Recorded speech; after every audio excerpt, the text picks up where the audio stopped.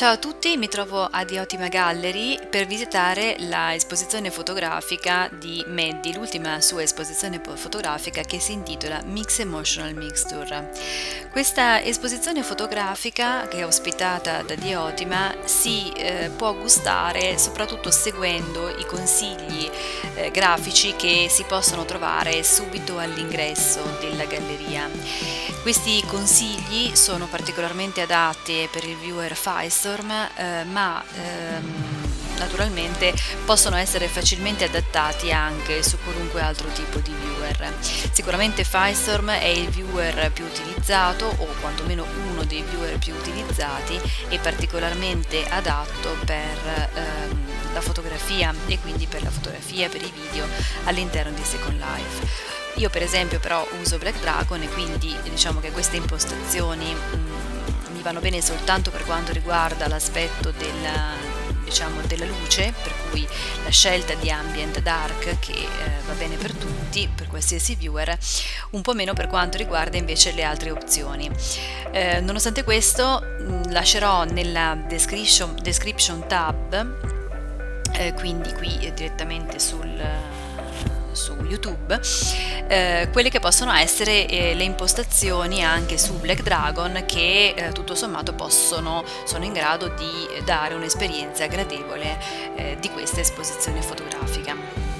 Allora, sto visitando la galleria con voi per la prima volta, quindi non ho visto questa galleria prima, e quindi le mie impressioni sono quelle più immediate, quelle che sento nel momento in cui vedo queste immagini per la prima volta.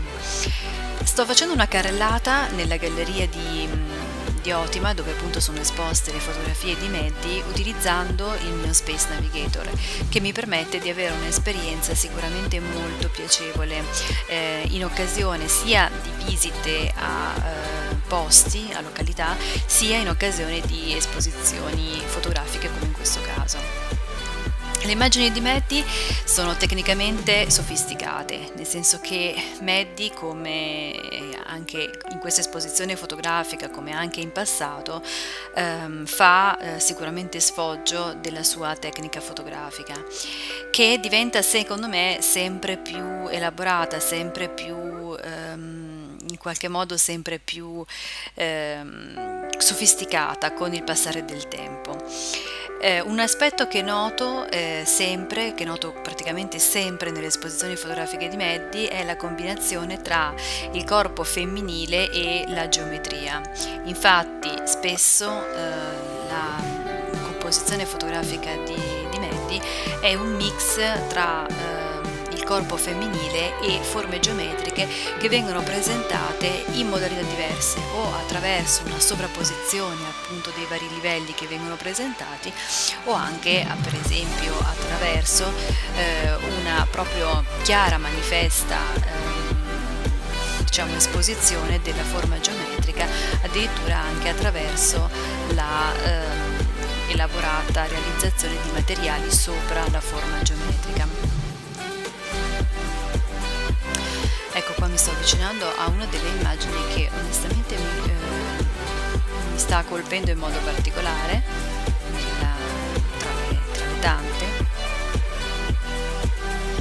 Uno degli aspetti che ho trovato molto interessante, e soprattutto in alcune immagini che ho inquadrato poco fa all'ingresso, è il fatto che quando Maddy fotografa alcuni panorami, alcuni paesaggi, viene il dubbio se siano reali oppure siano virtuali, cioè non sembrano paesaggi virtuali. Ecco, per esempio queste due immagini. È vero che Second Life sta diventando sempre più realistica, ormai le tecniche proprio di elaborazione delle mesh sono diventate talmente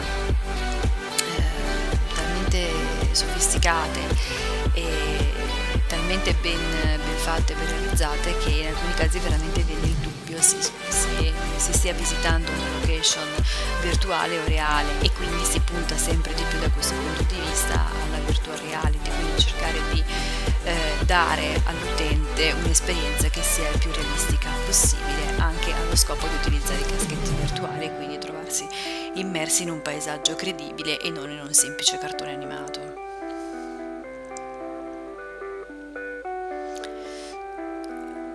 Mi piace anche il modo, per esempio, in cui Maddie fa uso delle luci, delle ombre, e il modo in cui le elabora o le enfatizza utilizzando software grafici.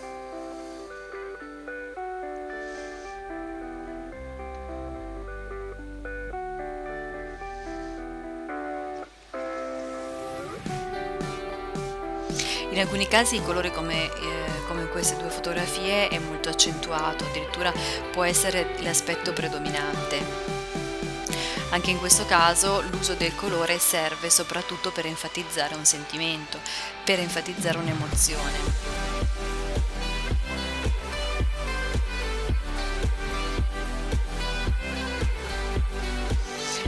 Maddie non disdegna neanche le immagini in bianco e nero, e anzi le realizza con una certa sicurezza e abilità di elaborazione.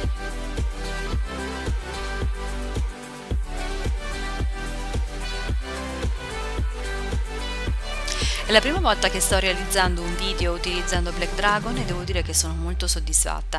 Ho utilizzato Black Dragon soprattutto per le fotografie, ma vedo che anche per i video, tutto sommato, per quanto forse appesantisca un po' il movimento, ma dà un'esperienza soddisfacente. Ecco, l'ambient dark è particolarmente utile anche per vedere alcuni aspetti del pavimento che altrimenti sfuggirebbero con altre impostazioni di luce.